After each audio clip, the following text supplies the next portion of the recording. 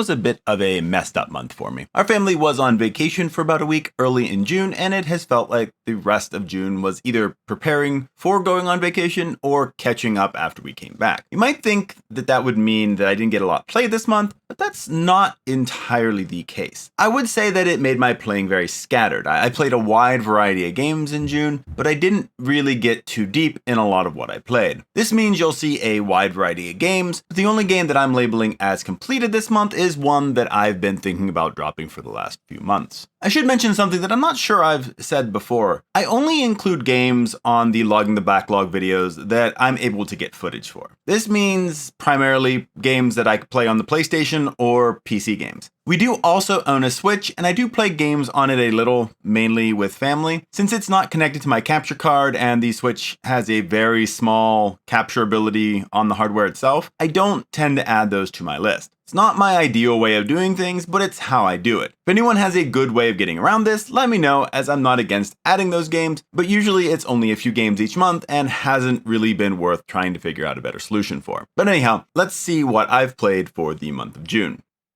For June, I didn't get any games completed in the sense of finishing a story or earning all of the achievements. Instead, this month I have a game that I'm dropping as my interest in it has been waning over the last few months. And that game is Cookie Run Kingdom. I've been talking about my interest waning in this game for a while. I still really enjoy Cookie Run Kingdom with its cute aesthetic and fun variety of cookies and their continual adding of new interesting cookies. The problem I've been having is that I haven't really felt like I've been making progress in the game for quite a while. I've been either finished or stuck in the various modes of the game, and it felt like the only way to really proceed was to invest a lot more time in it and have it kind of obsessively take over my life, or to pour money into the game, which neither of these were really very appealing to me. I also started questioning the premise of this game not taking up much of my time. That's kind of what had led me to keep it, is like, oh, it doesn't really take that much time. But I started to think about it and realized like that these gacha and mobile games that have mechanics like this require you to play every day to really be able to keep up with it. And that does add up over time. And so I really kind of wondered like how much time I'll get by ending this game and playing other games instead or doing other things, and like how much time will that free up. I'm really kind of interested in seeing how much time gets freed up. It'd be great that if I could, get one or two more games finished a month in the time that I was using to play Cookie Run Kingdom. I don't know if that'll be what actually happens, but I would think it's pretty awesome if it did.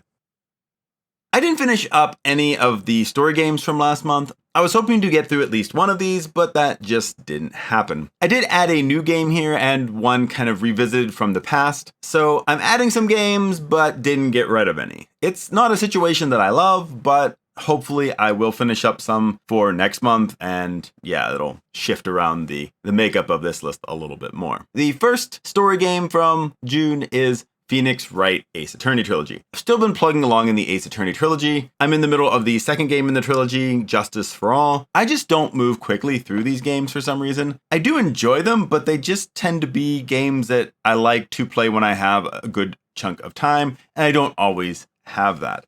Hopefully I can get through the second game next month and at least get into the third game in the trilogy. It'd be great if I could get through the whole trilogy by next month, but I just don't think that's going to happen and kind of want to keep my expectations a little realistic. But I do think it's well within my expectations to get that second half of this game that I'm currently in finished up. So we'll hope that that's the case. The second story game is Stardew Valley. I'm continuing to play some Stardew Valley Expanded in June.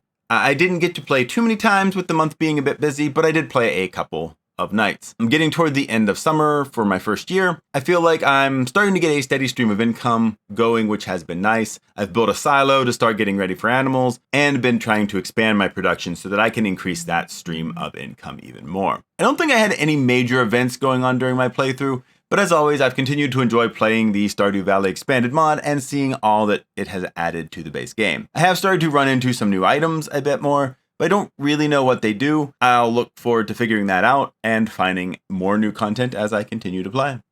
The third story game is Final Fantasy II Pixel Remaster. Here's a game that I spent a decent amount of time with during the last half of the month. I just started this at the end of May, and I've played a number of hours. Unfortunately, I also messed up my one playthrough by missing some chests in a location that only lasts for a certain amount of time, which would mess up getting trophies, so I wound up restarting the game over. I'm caught up to where I was, but I'm not happy that I lost that time. I've been enjoying Final Fantasy II though, but the leveling up system is a bit too grindy in my opinion, and I did wind up using the boost features when I had to restart and found that to be much more enjoyable. It can make things a bit too easy if you take the time to grind even with that, or maybe go to too high of a boost setting, but it does take away the need to invest a lot of time in grinding to get your character stronger.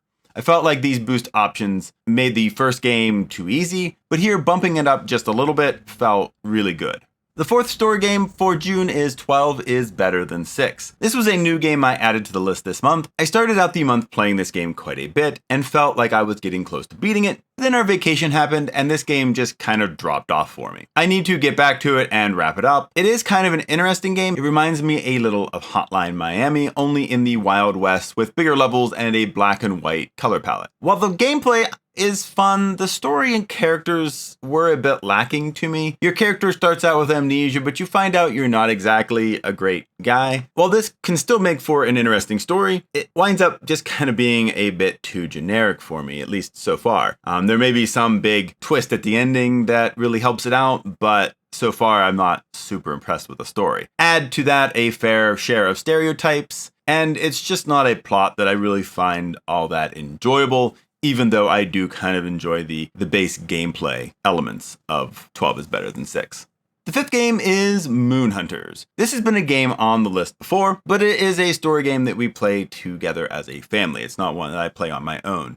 It's an action RPG that isn't very long to play through, but each game is slightly different, and you make various choices during the game to kind of figure out the mystery of the missing moon. There are new characters to unlock in your playthroughs and different things that you can find in each of your journeys. People in your party are also able to become constellations at the end of the game based on the choices you make and how it impacted the world. This winds up being a game that is fun and amusing, as your characters can make quite an interesting impact on the world. They can either kind of be this great person, which like one of my earlier characters was this kind of really amazing figure, and you'll find statues of him in the game during like later playthroughs, which is kind of fun and gets us talking about the previous exploits of that character. It's just interesting how the story of the game will kind of give you a little epilogue based on the choices that you made.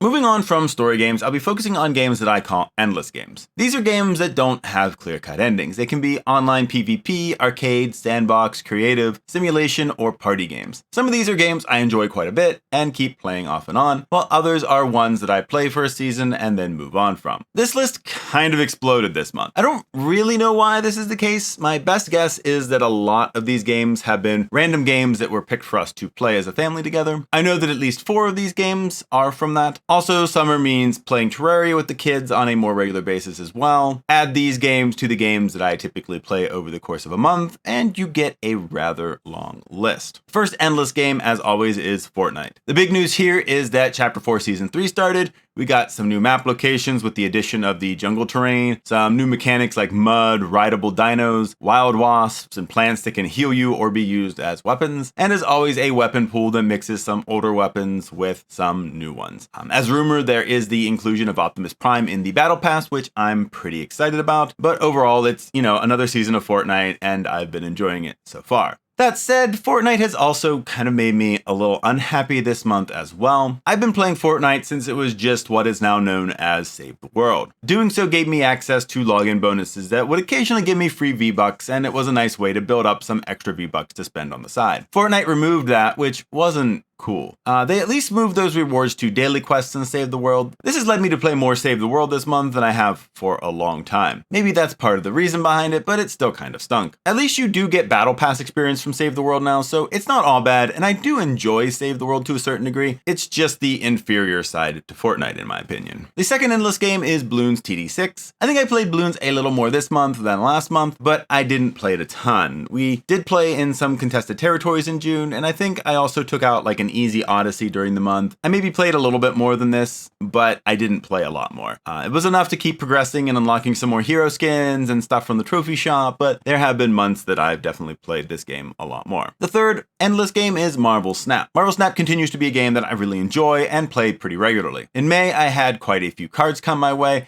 but in June, that luck was a little less. I think I wound up gaining 5 new cards during the month, Ghost Spider from the Season Pass, and then MODOK, Shauna, High Evolutionary, and Snowguard over the course of the month. I really have enjoyed getting MODOK and High Evolutionary, but I haven't really used Shauna or Snowguard yet. Marvel Snap also added Conquest mode to the game this month, which I played quite a bit of, but I've got kind of mixed feelings on this mode. I kind of like it, but I wish it was maybe limited to like a best 2 out of 3 rounds than doing the whole health bar and if you snap you take more out kind of thing, because sometimes these battles drag out far longer than they should because you have people retreating and only going down like 1 bar at a time, and it takes a while to get through it. I was at least able to get the new variant for Green Goblin, which was pretty cool looking. After I got that, though, I haven't really played a lot of the Conquest mode. I thought about going after the avatar to match the variant, but it was a little too high priced to go after for me, and I was getting kind of tired of Conquest by that time, and so I just decided to drop it and go back to playing just kind of normal Snap. The fourth endless game of June is Vampire Survivors. Here's another game I spent quite a bit of time with this month. I played through the content added by the second expansion, Tides of the Foscari. If you want to see more of my thoughts on the second DLC, I did make a DLC review for it in June, so go take a look. I'll add a link in the video and in the comments. In addition, Vampire Survivors also added some new content to the base game with a new level and some new artifacts to find in that level. This new level was pretty crazy and quite a bit of fun to play. I enjoyed going through it, trying to find how to find the new artifacts and what I needed to do for that, so it was a lot of fun. I was also pretty happy to join those who have completed all of the achievements in the game last month. I'm sitting at 190 out of 190, but I'll still be playing it every now and then, and we'll be looking forward to seeing what else the team adds moving forward, getting some more achievements to try to go after, or whatever happens to come down the road. The fifth game is Overwatch 2. I played a little Overwatch 2 over the last month. Wouldn't say that it was any more or less than normal. I usually play a couple times a month, enjoy my time with it, but don't really invest heavily in trying to do challenges or the season pass or anything like that. As I've said before, I try to limit myself to only having a game or two that I'm invested in heavily, and that game is Fortnite. The sixth game is Terraria. We are well into the summer, and in our household that means playing Terraria together with my kids. We've continued playing our Terraria world from an earlier summer and have made some good progress. We've been farming Duke Fishron and the Old One's army quite a bit, but have also taken down the Empress of Light a couple times as well. Overall, it feels like we're doing pretty good and getting fairly strong, but I do feel like I'm falling a little bit behind on building and decorating our world and kind of having storage for certain things, but I guess that's okay. I'm sure we'll continue to make progress as we continue through the summer. The big question is, will we be able to get through the remaining bosses by the end of summer?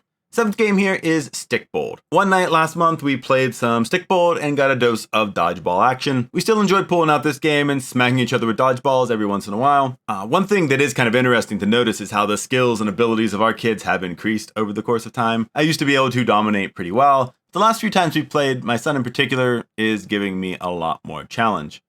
The eighth endless game is Minecraft. We've also continued our world in Minecraft a few times in June. I'd like to say that we've made progress here, but I don't really feel like we've made a lot of progress. I mean, that's one of my complaints about Minecraft is it just doesn't have that really good sense of progression feeling like Terraria.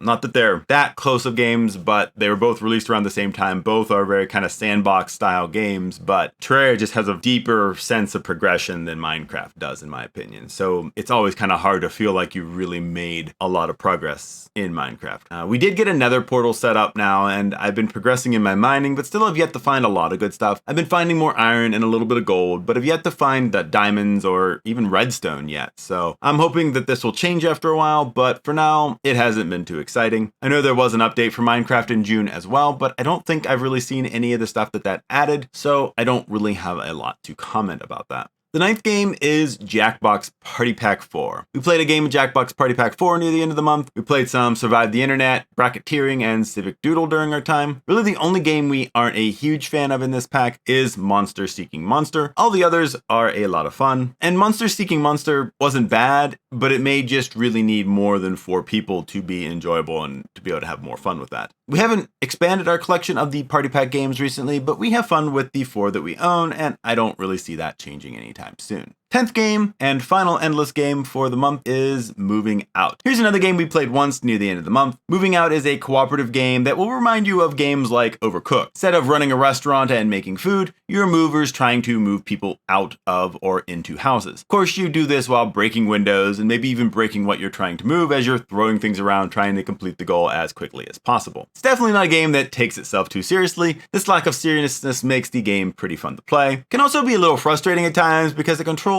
are just a little off feeling. Even so, it is still quite a bit of fun to be the movers that you would never want to see pull up to your house. Finally, we have the games I'm playing mainly to try to earn trophies or achievements for. I may not earn all of them in these games, but I'm striving to earn as many as I feel are reasonable. And the first and only one of these is Marvel's Avengers. I didn't play this a lot over the month, but I did get through a couple more hives to work my way to finishing 50 of them. I also fully leveled up Iron Man and am working on leveling up Captain America now to get closer to getting 250 total hero levels. This will still probably take a decent amount of time to do all those remaining trophies that I have left, but I'll keep plugging away at it, and I still enjoy that kind of base gameplay that Marvel's Avengers has, even if the game overall is a little flawed. This is what I've been playing in June. I think this is the highest amount of different games I've had since I've started doing these videos. I played 17 different games this month, not even including the few I played on the Switch. That's quite a few different games, but the wide variety of games also meant that I didn't get a lot of progress in many of these games. I did get some progress with a couple of games, but not enough to wrap any games up this month. I mean, technically I could have put Vampire Survivors in a completed category because I did finish up all the achievements. I've played through all of DLC and all the content and all the maps and things like that so far. But at the same time, it's a game that's easy to go back to and play even if there's not achievements to kind of go for, and I do plan on doing that. The game I did finish and added to the finished list in this video is more of a game that I'm just deciding not to play anymore after a few months of thinking about dropping it. Hopefully July will result in some more games getting finished up, but as always, it's hard to say how the month will go. How about you? What have you been playing in June? Have you picked up any new releases over the month, been playing old favorites, removing games from your own backlog? Let me know in the comments, as it's always fun to see what others are playing and if those games are worth adding to my own backlog. Hope everyone had a great month and that you've been playing games that you really enjoy. That's all for this month though, and we'll see you next time.